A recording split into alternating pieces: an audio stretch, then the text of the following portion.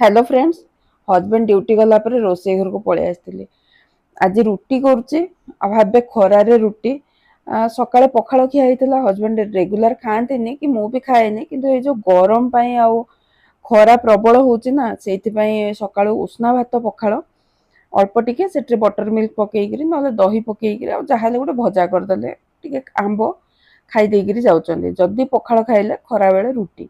आमती मत तो 3 थर पखाल देले मु खाइबी कहीं आम अनुगुलिया पका सरी चषा ना पखाल आमर सब प्रिय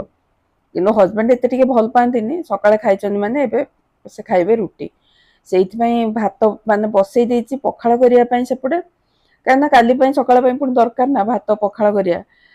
अटा चकटी एपटे जह्नी पोस्तक करुचे जह्नीटा ये मिले बेसी मिले किंतु ए वर्ष एवं जाए मिलूँ कम रेट भी मिलूँ माने 30 टंका किलो 2 किलो को 60 टंका देकर आनी आ कलरा आलू भजा बसई देती एपटे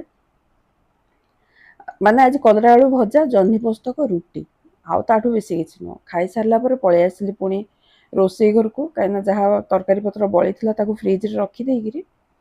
तापर मो चुली फुली पोछी आज करी मांडिया सत कहले खरारे मांडिया मान ठंडा ठंडा मांडिया ना पखाल एटा ही भल लगुच ठंडा जिनस जहाँ आइसक्रीम फाइसक्रीम तो आम डेली करी खाई भी पारबनी एत भी आमको आसेनी जे डेली आइसक्रीम कर भेराइटी आम खाइबू मांडिया मु बतरे देती 2 घंटा खंडे आगु न बतरले भी चलो सेमती किसी दरकार हुए भल कि पानी देकर बाटी देती चिकन गोटे जाली छाणी देती आप चाहिए मैं चोपा सहित करेंगे कि चोपा सहित मत भल लगे छाणी देती भल कि से आउ पानी पूरा पानिया मिसेक आज गुड़ देती गुड़ प्रथम थर कर गुड़ लुण दे दीचे अल्प टिके क्षीर माने गोटे कप खंडे क्षीर पकई